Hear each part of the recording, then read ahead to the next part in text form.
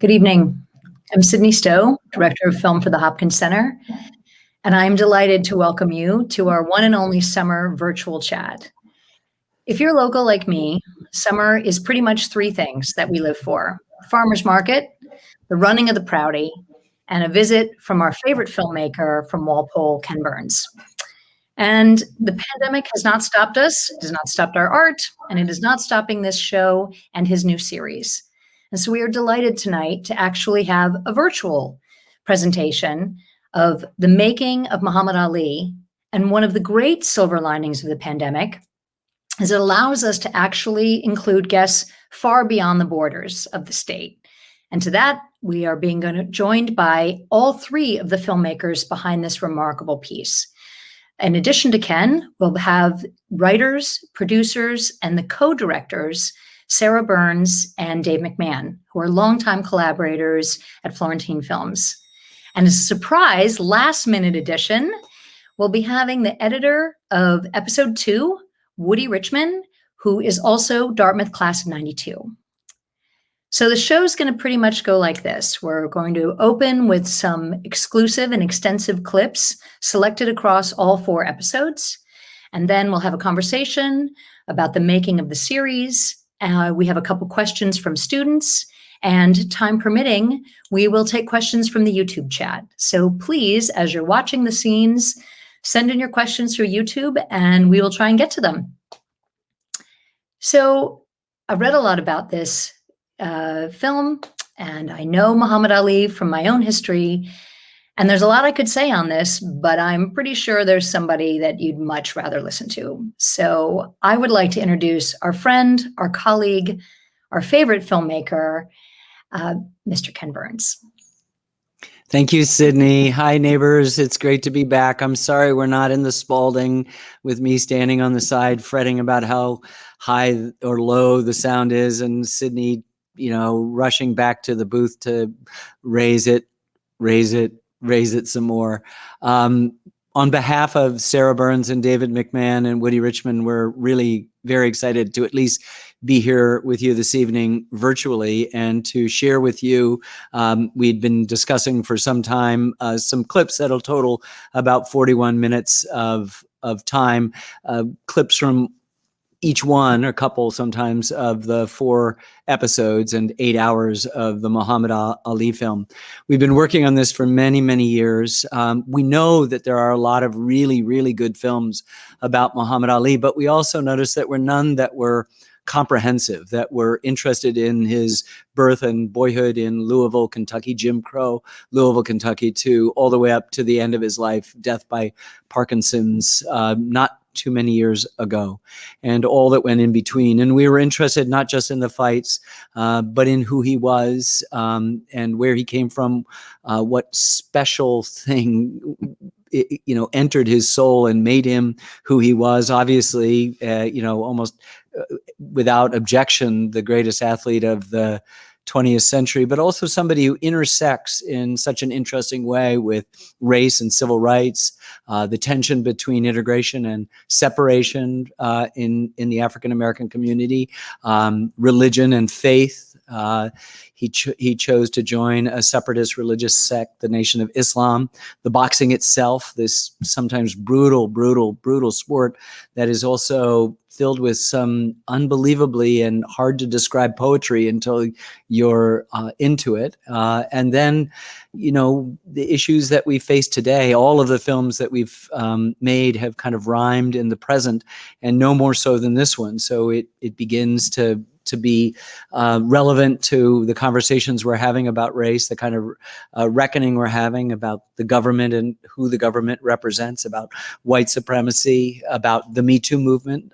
There are some deep and abiding flaws to Muhammad Ali that towards the end of his life he tried to work on. And so I think it's a pretty interesting portrait. And, now that I'm thinking about it, showing just 7 clips totaling 41 minutes doesn't really make any sense. So I'm going to have the folks who are controlling it just show the whole film, all 4 episodes, all 8 hours. So by, at least 3:30, you'll be out this morning. And that's not a too terrible price to pay. No, this is my classic stupid joke that I do every single time. We will run this clip reel and then we'll be back. And I really look forward, as always, to the conversation with you. And I promise that next year we'll all be together in Spalding the way we have been for so many years in the past. So thanks to the Hopkins Center. Thanks to Sydney. Thanks to Dartmouth for all of their support and help and love over these many years, and particularly in this last year and a half of difficult times. And we're very thrilled to share with you a first glimpse at our series, Muhammad Ali.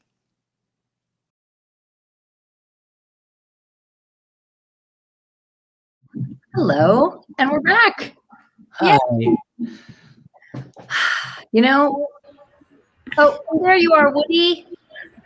Sorry. That's all right. Listen, this is what it is. But Sarah and David, welcome. It is a pleasure to have you here. We actually, Ken presented Central Park 5 in 2012, and that remains one of the greatest things we've done at the Hop in my tenure. So thank you for that. I'm a huge fangirl. And Woody, you know, we love your work, and we also always play it, not just because you're Dartmouth alum, because you're really good at what you do. So I think you might be muted, but I wanted to start off with a question actually for Sarah and Dave, because I am so excited to have you here. Was reading about the making of this film, and I've now seen this ridiculously amazing clip reel for 3 times. When you're deciding to pick this topic and all of this archive and research material comes in, do you have the story written in your head in advance, or once you sort of see all of the pieces that come into this picture, does the story write itself? Because I haven't had a chance to ever ask a writer of the series and of the films what your process is, but I'm now taking my one question for that. Well, let me go all the way back. Thank you for having us. We're really excited to be here, and we know you've, as you said, you've played some of the films that we've worked on with Ken in the past, and we were sorry that we couldn't join you, and we're grateful that we could join you virtually here this evening. The idea came about almost 7 years ago when the author and journalist Jonathan Eig told us, there's a friend of ours told us he was doing this big book on Muhammad Ali, a biography, and that he didn't think that there was much in the way of a comprehensive documentary about the life and times of Muhammad Ali. There are certainly plenty of great films about Muhammad, but they tend to focus on a single chapter or episode in his life. So we thought it was a great idea, and we began in earnest more than 4 years ago. And the first thing we did was assemble a team of producers who could do the archival research. And at the same time, Sarah and I plunged into reading as much as we could about the subject and writing a script. And all the while we were shooting the interviews. And so before we ever, and believe me, we've been chasing Woody for years. We tried to get him to cut our last movie. The timing didn't work out, and we felt so lucky when he agreed to join us for Muhammad Ali. But before we could begin our collaboration with him, we had spent almost 2 years shooting and gathering footage and writing. And so for us, the writing was about doing all the reading and the research and shooting the interviews and assembling that in the form of a script that we worked on before Woody joined us. After a couple of iterations, we open our edit room and we try as much as we can to set Woody up with the film as best as we can gather it on paper, and then with all this material. And Muhammad Ali has got to be the most well-documented figure of the 20th century who didn't serve as president. There's so much material. So we hand then that script, which is probably a third longer than what it will be when we're done, over to Woody and the 3 other editors who all did a fabulous job. And then we begin a 14 or 15 month process of whittling, rewriting, selecting footage, reselecting footage, allowing Woody to take a thing that's on paper and let it breathe, tighten it up, find some archival that will prove a point better than what we had on paper. And it's just a wonderful process that goes on for more than a year, where we wrestle with the material. We start out with a longer period where he might have it for 3 months and we're going back and forth, but we all look together. And by the end, we're looking at it every couple of weeks until we can get it just right. Well, thank you. That's been something I've been super curious about how it actually happens, because we see it unfold as the film plays, but I'm always curious where you started and where you end up. And are you ending up with what you sort of envisioned? And I can't imagine, having known Ken all these years, that you think you're heading down one path and then you end up being like, wow, actually there's a different direction that we didn't anticipate. So we have, as I warned you all, we have student questions who are fascinated by your process and also by this subject matter. And I think the first one we have is from Jordan. I will let someone send that, roll it. Hi, my name is Jordan MacDonald. I'm a member of the class of 2021, and my question for filmmaker Ken Burns is, in crafting a 4-part series about a figure such as Muhammad Ali, who is well known but perhaps misunderstood, what steps did you take at the narrative level to ensure that this project could not only reintroduce its subject, but also tell his story in a way that could sustain audience investment over several days and hours? Thank you. Wow, that's a great question. I think maybe everybody should take a crack at it.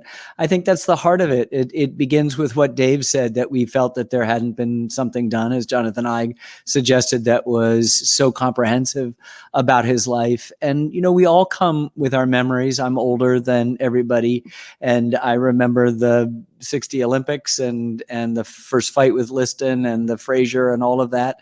But you kind of check all of that at the door, and that process of writing and editing and researching that Dave was talking about is never ending. We don't have a set research or a set writing period. It's ongoing constantly, and we're changing things all the time. And it's in the service of story, and it's in the service of complication. I don't know of any other way to do it. We're not looking to complicate it, but to say a complicated human being is to be redundant.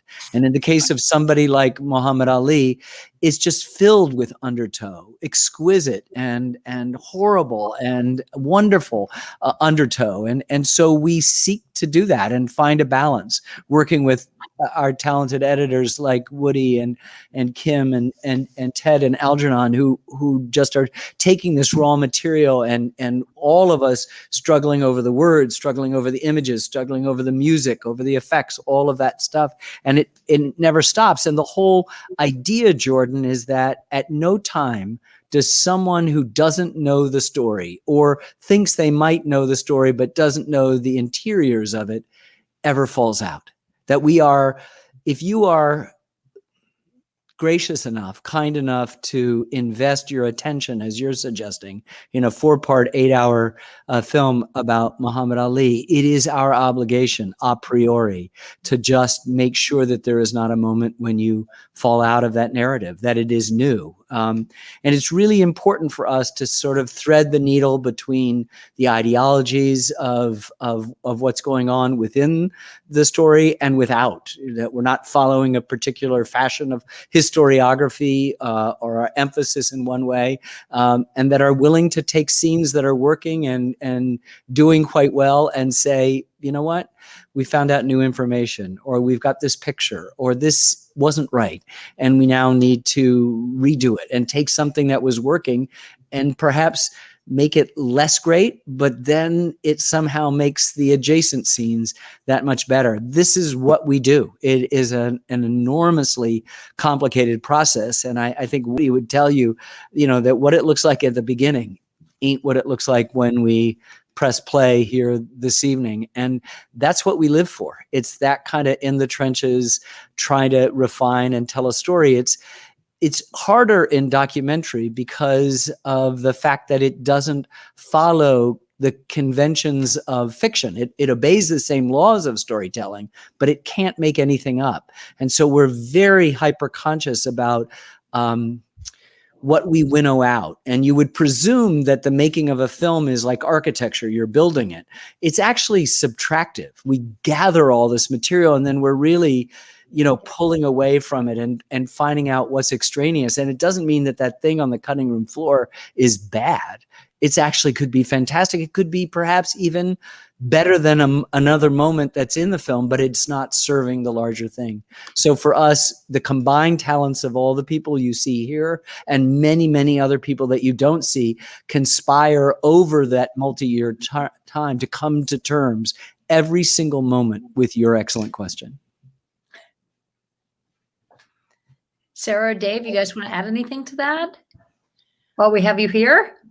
I think that's a great way to describe it. I mean, it really is a process of discovery for us too. And so I hope that our sort of learning process as we both do that research and then as we shape the story is something that kind of comes through to a viewer who may or may not know this story already to some degree, but that is really how we approach it. Even if we have some knowledge or not that much knowledge of the subject, as we go in, it's trying to sort of unearth it and discover it. And that, I think, hopefully leads to something that is compelling to people who are, whether they're coming to it sort of fresh or they feel like they already know it. I mean, the other thing is that our timelines allow, as Dave was saying before, for us to do this research across several years.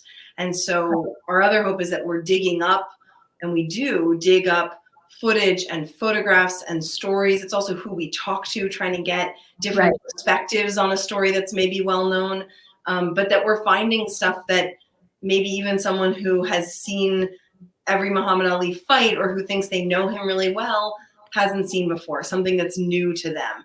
And that's a really important part of what we do. And that's because we have this longer timeline. It allows us to, find this 8mm footage in someone's attic that has never been transferred before. And, Rashida Ali, his daughter, who saw the film and said that she saw footage of him with her as a little girl that she'd never seen before. And so that's what we live for that too. Sort of even with his own children, being able to sort of introduce stuff that they haven't seen. So Woody, while we have you, where are you in this conversation? Because everyone's bringing in their own images and stories around Ali and all of this material. Are you given instructions, or does someone say, here you go, this is the story we want to tell, you make the call on when to cut and when to show? I'm just really curious because that feels like a ridiculous responsibility I personally would not want. Well, I have worked on films where, a director has given me 800 hours of footage and said, make a movie. But I don't want to be argumentative, but I would say that the process that it seemed like Florentine does, or at least was followed on this film, was building, so that when I came into the process, there was a structure. I got access to one of the most videoed and photographed humans in the world, who happened to be a childhood hero. I got to work on the period of time from he became champ as Cassius Clay.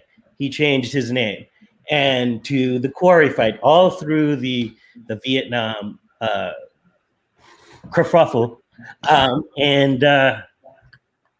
So I was born 3 months after that fight, and I was there for the hero time. So to be able to play with the structure that they had already sort of created, the skeleton, with the photos and archival, in this time that we're in, like Ken mentioned in his sort of intro, as a person of color, I mean, it was a joy. It was and the thing is about being an editor, I'm sort of the conduit to the audience in a way as well. So I was getting to swim in that stuff and help choose what the audience will see and be the first audience in a sense. Yeah.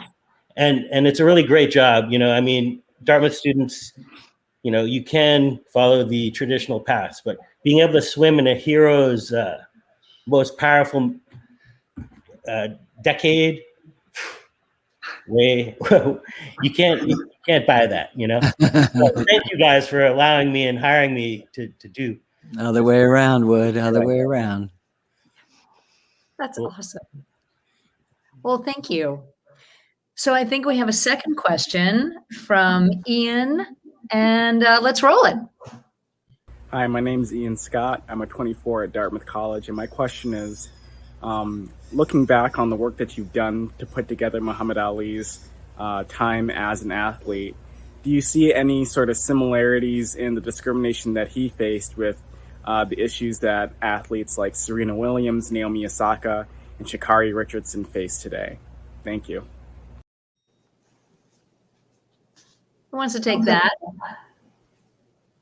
I'll start. I'm happy to hear what everyone thinks about this, but the answer, it's a great question. And the answer is yes, absolutely. And it's one of those things that, you know, as we're making the film, we always, I mean, every film, we always find sort of echoes, reflections, mirrors in the present and what's going on, inevitably. And certainly in this case, I think that a lot of outspoken athletes today are certainly looking to Muhammad Ali as an example of someone who was, you know, who stood up for his beliefs and refused to back down, even at great cost to his career, and, you know, I mean, at risk of going to jail. And, you know, he said he would die before he would give up his religion and you know, go to war against his religion.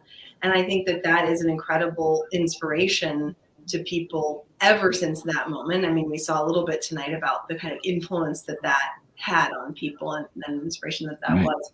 But certainly we see echoes of that, and certainly the discrimination that Ali faced. I mean, even before he was sort of outspoken just against the war and things like that, why he lost his title and was exiled from boxing. Even before that, a lot of people disliked him, and a lot of sports writers were very critical of him. White sports writers who dominated that profession, just because of his pride, of his bragging, of his, you know, claiming to be the greatest. Even that was turning people off, and I think he was disliked for that. He didn't behave the way that the white establishment, the way that white journalists expected a Black athlete to behave. They wanted him to be deferential and polite and quiet and grateful, and he was not going to do that. And I think that's, you know, that goes across his whole life, but I think is the really great inspiring thing about Ali is not just these specific instances, but just the fact that he was insistent on being himself and being free always, whether that was a kid saying, I'm the greatest and I'm beautiful, or whether he's saying, you can put me before a firing squad, I'm not going to abandon my religion and go to war. Yeah, I also think that we should consider that the boxers that came before Muhammad Ali, such as Jack Johnson and Joe Louis, were Jack Johnson was run out of sport and run out of the country for his behaviors and for his outspokenness. Joe Louis was told by his white handlers that if he wasn't quiet, he might risk the opportunity to hold the title or to be able to fight for the title. And so he basically maintained his poise and did not speak out. But he was counseled to do that. So Ali was this cosmic leap from Joe Louis. It seemed like Joe Louis had sort of set a type of standard for how you should behave as the heavyweight champion in the world. And Ali threw all of that out. And as Sarah said, the costs for speaking out were really great. And I think the film demonstrates, and he proved over and over, that he was sincere in the amount of the cost that he was willing to bear for staying true to who he was. And so I think that the times are different, but I think it's amazing, no matter if it's Megan Rapinoe or the athletes that were mentioned by Ian, they all pointed him. And so he was set example for everybody. And I think that it also speaks to the authenticity of what it was that he did. That's right. That's what Howard Bryant is saying in that last clip, that there are things that he did that are so brave in comparison. I mean, we look to many of our athletes today, particularly Black athletes like LeBron James and others who are spearheading a kind of political activism, but none of them are risking the kinds of things that he did. And one of the reasons why the things he did can't be undone, because they come, as his brother Rahman said, you know, from a place of deep, deep conviction and sincerity. And, you know, Mark Twain, said, tell the truth and you don't have to remember anything. And if you live the truth, then you've got an example for everyone else whose half-life is endless. And that's why Muhammad Ali is eternally relevant to us. And he's also doing it. I made a film about Jack Johnson. One of the key scenes in that is pitching forward to Muhammad Ali. One of the key scenes in this film is pitching back to Jack Johnson. And it's many of the same struggles. And for the period that Jack Johnson was in, it was a much more fraught time. More African Americans were lynched between 1905 and 1915 than at any other time in our history. And that's the period that Jack Johnson was, acting the way he did. Muhammad Ali was acting in a decade that we say was dedicated to civil rights and still was having these things. And the mitigating to me, or the reconciling difference, is that Ali is so much about generosity, so much about love, that he still captures our imagination. He's larger than life. It's mythic. It's heroic. This is an amazing journey that if you follow these threads from this little kid, I mean, you can even see it in his eyes early on, Sydney, in the photographs. He knows something. And Rashida's right. Boxing is the accident, It just has happened to be his job. He was always going to be this. Really, really good, but he was always going to be this person of such a capacious heart. I've only met one person quite like him, and it's in a entirely different field, and that's Louis Armstrong in jazz, and you just sort of feel there's never been anyone like him before. There will never be anyone like him again. And it takes a certain amount of courage and a huge amount of love to do the kind of work that both of these men felt that they were put on earth to do. And they did it better than anyone else. And I got to say, I mean, while circling back to the question in terms of athletes, while so much is similar, and he obviously set a template for these athletes of today, being the heavyweight champion of the world was, I don't know, like there's no comparison in that time and before what it meant to be the heavyweight champion of the world. So that the attention of the world shone upon you in a way, his stand against Vietnam, that meant something in America, but that meant something in Africa. That meant something in Europe. That meant something in Asia. It meant something in Vietnam. So it's so much bigger. You think bigger than even like Colin Kaepernick or LeBron James? Colin Kaepernick is important. LeBron James is important. But Muhammad Ali was a worldwide figure. I mean, Ken, what is comparable? It's almost like being the president of the United States in a certain way.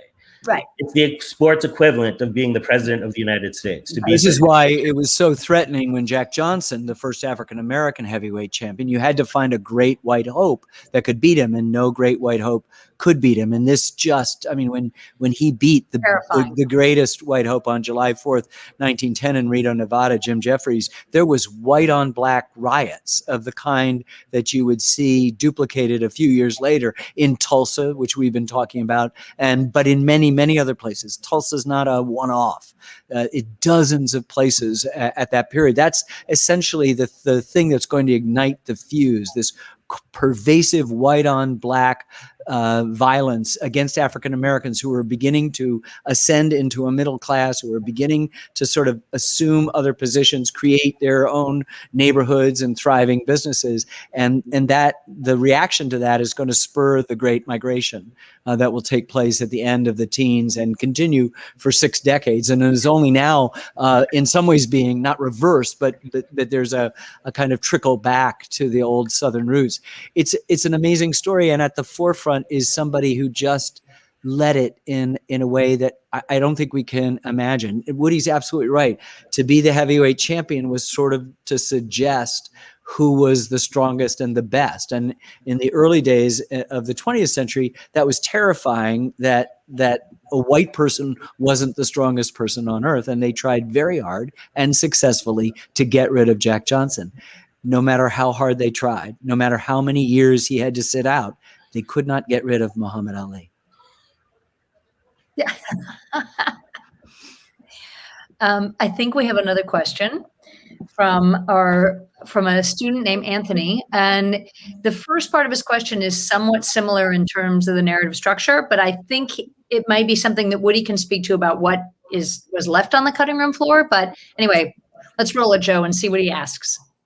Greetings, my name is Anthony Fosu, a member of the class of 2024 and an intended government major and minor in public policy. Your documentary aims to capture the triumphs, failures, and determination of the greatest, Muhammad Ali. But when faced with such complex storytelling, how do you prioritize which aspects of a story are told?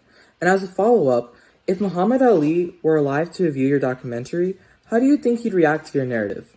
Thank you.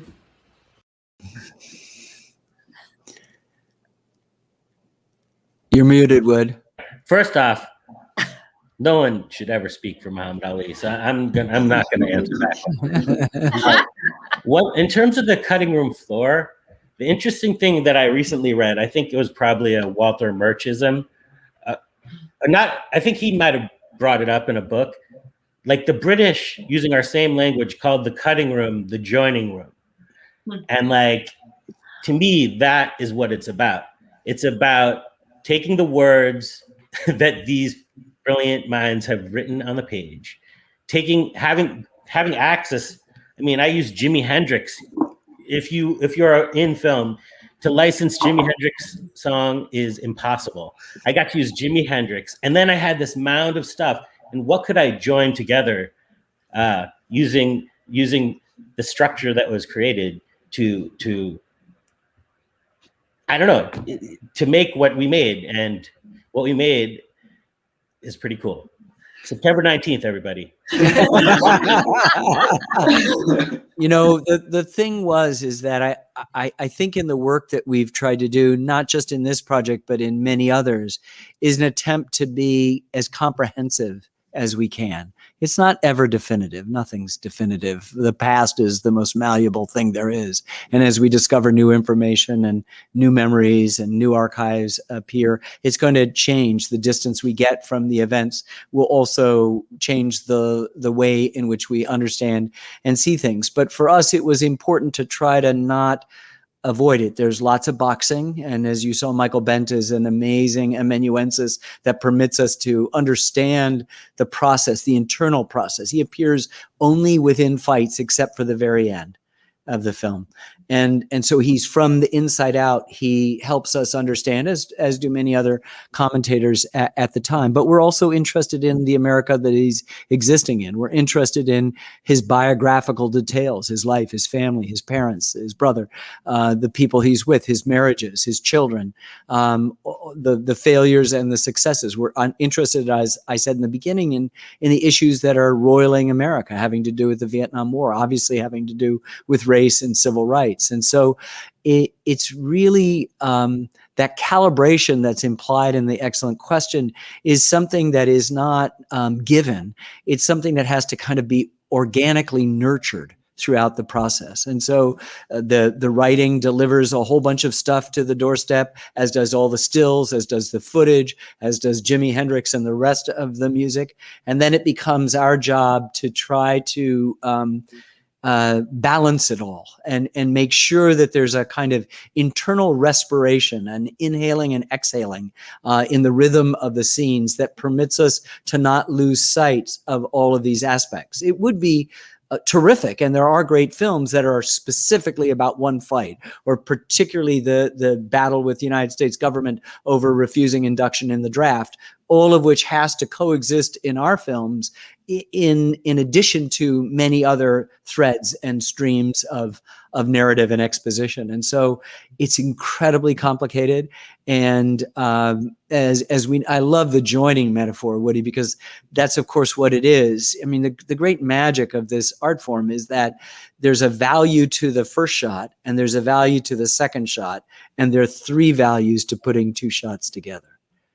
So, you know, that's a lot of stuff going on when you might have 700 cuts in an episode, and then you're building on it, and you really, there's a kind of orchestration that takes place. In many ways, the language of the editing room is the language of music, holding something a beat or a measure. You know, ending, thinking about phrases as you would about musical phrases or bars. And so there's a kind of great sense. My brother once said, who's a really gifted filmmaker, he once said that, when film dies and goes to heaven, it wants to be music.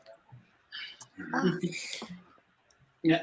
And we held it across 4 episodes. I can't say enough about how, though we did this remotely during this crazy COVID thing, my sister and brother editors and I were able to give that joining. It's not just joining shot to shot. It's joining round 1, round 2, round 3, round 4.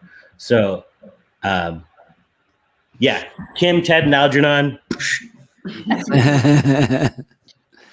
I'd just like to add to Woody and Ken and say that it's also incumbent on us when considering a subject like Muhammad Ali, where filmmakers, journalists, authors, poets, all athletes have weighed in and talked about who he is and the meaning of his life, that we find new perspective. We find people whose voices haven't been heard, who have reflections on Muhammad Ali, and bring them to the surface. And I think that's absolutely informed by the times we're in, whenever that is. And so we're also thinking about external forces and who we're not hearing when we think about a subject like this.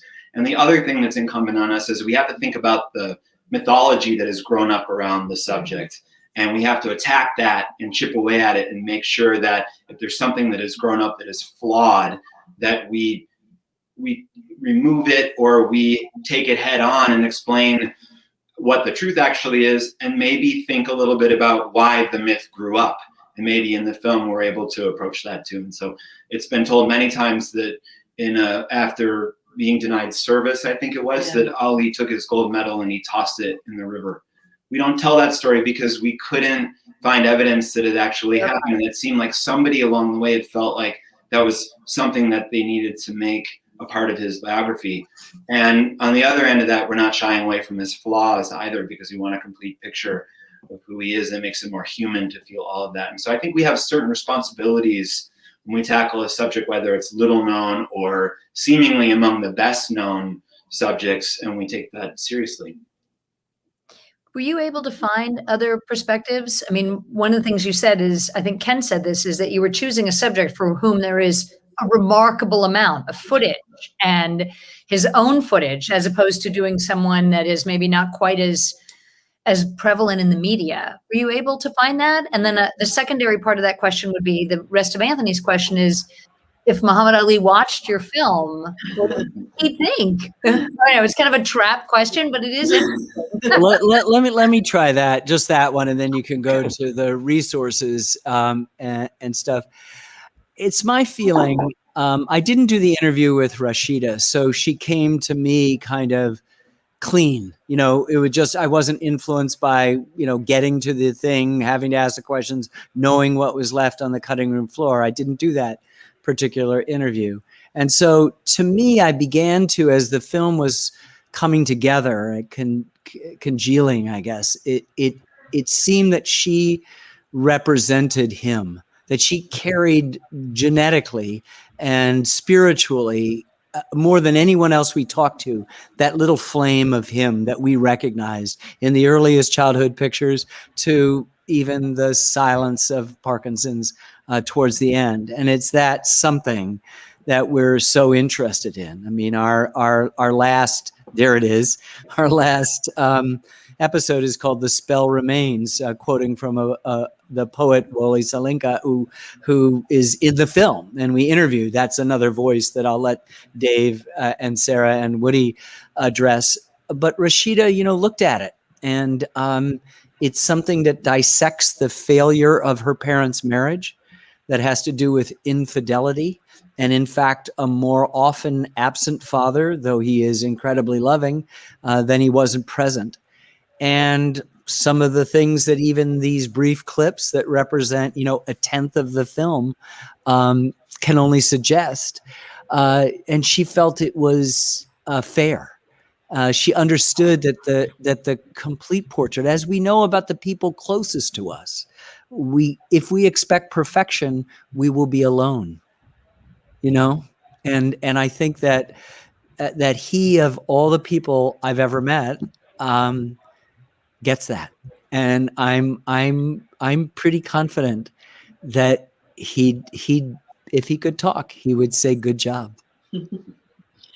Rashida also said in watching it, she said, which I think is the best compliment we get. She said, "Daddy would have watched this over and over." I'll take that. You know, I don't know. I won't speak for him, but if she wants to speak for him, I'll take that as a compliment. But Sydney, to your other question about sort of how we find other perspectives and who we talk to, you know, I think it's always possible, right? There's sort of infinite perspectives that we could go to. Everyone has a Muhammad Ali story or some connection or something. I mean, not literally everyone, but we found that over and over again. And so for us, you know, there's, and it's true also with the amount of footage, as we've talked about already, just the sheer volume of material that exists of Muhammad Ali, which is wonderful and also challenging. Because there are that many more things we have to make decisions about what we use and what we don't use. And so it's a great problem to have.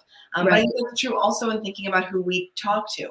And some of it's just about finding different ways to think about Ali. I mean, Walter Mosley, who's really wonderful in the film, he wrote a column when Ali died, I believe it was in the New York Times, about what Ali had meant to him. And we thought, that's interesting. He's not someone who we've heard talk about Muhammad Ali a lot. I know him as a novelist. You know, that's kind of interesting. Maybe he has something interesting to say. And his piece was incredibly poignant. And he's amazing. Got in his brain about why he wasn't going to serve in Vietnam. Yeah. I thought that was my idea. Yeah. It was incredibly poignant. It's amazing. And, you know, in the end, he didn't even, in the interview, he didn't talk as much about Ali and the things that he'd written about as we expected. It was not just sort of a rehashing of this one thing he'd wrote, which was what drew us to him in the first place. He ended up, some of the really great stuff in the film he has is about Sonny Liston and what Sonny Liston means and why he's important, and about Joe Frazier.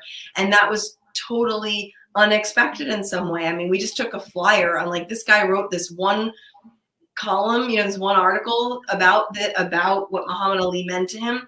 And so we gave that a shot, and he ends up being incredible in these ways that we hadn't even expected. And that's just one example, but some of it's about trying different things like that. Someone who you might not expect, Wole Soyinka, who is a poet and who wrote this amazing, beautiful poem about Ali, part of which is featured in the film, but also he had some other really interesting things to say also. And so we're always trying to think, not just, I mean, we obviously want eyewitnesses, right? In a story that's as recent as this, we can talk to family members, we can talk to journalists who were there, who knew him, who covered him, you know, people who were part of his entourage. And that's something we always want, someone who is there and can tell the story from their own experience. But when we think about other people who can comment on it, we want to try to, you know, we also spoke to Nikki Giovanni, another poet. We have a few poets in the film, actually. And I think that that's about trying to think about different ways to approach this well-known subject. Mm-hmm. We actually had a question in the chat from a filmmaker and a professor at Dartmouth, Jeffrey Ruoff, who said he was curious about whether there were, as you said, there's so much of Ali that we either know to be true or false.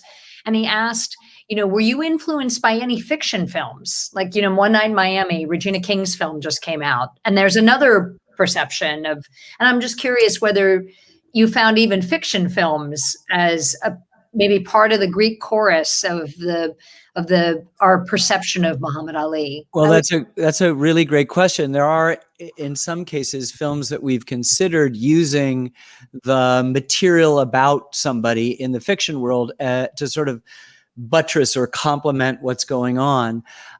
In many ways, the only thing we do is we've understood for decades and decades that the laws of storytelling apply to us in the same way that they do to a fiction film. We just can't make stuff up, you know, and that's both constraining and liberating. Just as Sarah is suggesting, you know, I'm working on a film about Benjamin Franklin. There are no photographs, there is no footage, and there are no witnesses.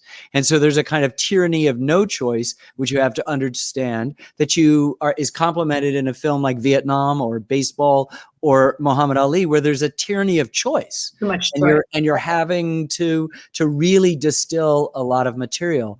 But I think that poetics, Aristotelian poetics, how you tell a story, applies equally in nonfiction as it does to fiction. And the one thing is that you can't do that. You're selecting, and while it is, Woody's right, it is architecture because you're joining things together and you're building this house. You are making very, very conscious decisions about what to include and exclude, just as, the basic storytelling is, honey, how was your day? And it doesn't begin, I back slowly down the driveway, avoiding the garbage can at the curb, unless somebody T-bones you, at which point that's exactly the way you tell it. What you do is you edit human experience and you find a story that works. And for us, we can't do that quickly. We require all of that material, gathering all of the stuff necessary. And so as the script's delivered, there's wonderful scenes that are just not in it because of the flow. Same with pictures that you wish you could get in. And the last days of editing are this frantic desire to throw in, but isn't it, can't we figure that, use that here? No, he's too old, he's too young. That's what we were wondering, is if you're, at this point, are you so almost in love with your subject? Like, how do you possibly let some of it go, because you can't put it all in? It's all process. You see, we come each year, Sydney, and we've got a film with a title, right? But for us, it's the same thing. It's just process. Like Woody's working on another film now, not with us, right? It's just process. And for us, it's process. And at some point you call it, the clock runs out, and fortunately we control the clock. So we say it isn't done yet.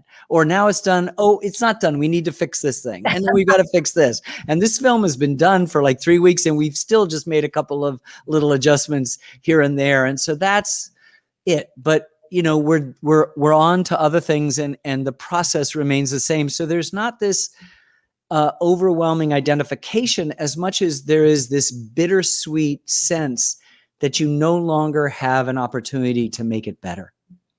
Right. And you're not leaving the subject. It's like a child. You've just given birth to the subject, right? And Sarah's absolutely right. It's not us telling you what you should know about Muhammad Ali. It's us sharing our process of discovery, which is a lot better. The first means there's a test on Tuesday.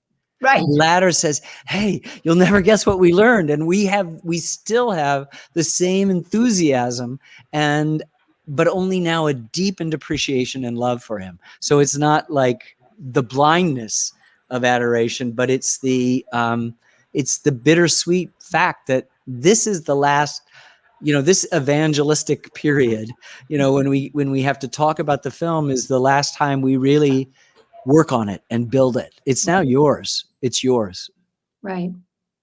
Well, I have to say, I've sat through this clip reel 3 times and I cannot wait to see the full 8 hours. We'll get you the link to the whole film, Sydney. You shouldn't have to do that clip reel. I mean, I actually thought I knew enough. And I mean, I agree with you. I think the scene with the daughter is the heart. I mean, I had to look away as we were getting ready for tonight because I was like, I can't like tear up before I have to get in front of everyone and ask questions. But when she starts talking, I'm like, oh my God.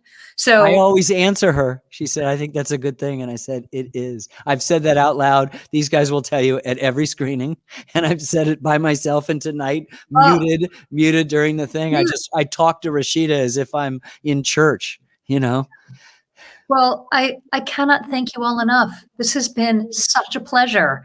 And I'm so delighted, as I said, to have Woody back in the studio, even if it's Dartmouth and virtual, and to be able to see Sarah and Dave. And thank you for Jackie Robinson and for Central Park 5 and Ken. I mean, you are our patron saint. And when people say, oh, I don't understand documentary film, I'm like, you know what?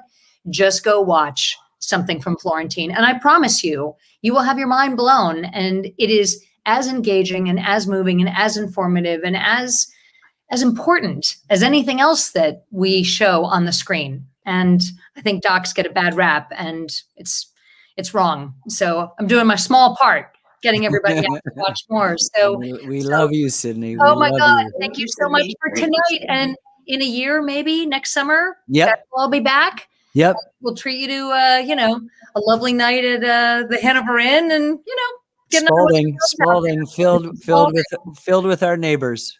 So Thank you again. It was a treat. And September 19th, Muhammad Ali opens on PBS across the country. A new story is born from our favorite people. So good night. God bless. Thanks, Thank you. everyone. Bye. Bye, Thank you. everyone. Thanks.